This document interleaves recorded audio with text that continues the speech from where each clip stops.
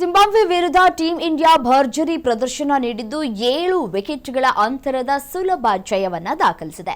ನಾಯಕ ಶ್ರೇಯಸ್ ಅಯ್ಯರ್ ನೇತೃತ್ವದಲ್ಲಿ ಭಾರತ ಮೊದಲ ಟಿ20 ಗೆಲುವನ್ನ ಸಾಧಿಸಿದ್ದು ಕೇವಲ 19 ಎಸೆತಗಳಲ್ಲಿ 50 ರನ್ಗಳ ವೇಗದ ಬ್ಯಾಟಿಂಗ್ ಪಂದ್ಯವನ್ನ ಏಕಪಕ್ಷೀಯವಾಗಿಸಿದೆ. ಐರ್ಲೆಂಡ್ ಹಾಗೂ ಇಂಗ್ಲೆಂಡ್ ವಿರುದ್ಧದ ನಿರಾಸೆಯ ಬಳಿಕ ಭಾರತ ಅದ್ಭುತ ಕಂಬ್ಯಾಕ್ ಮಾಡಿದೆ.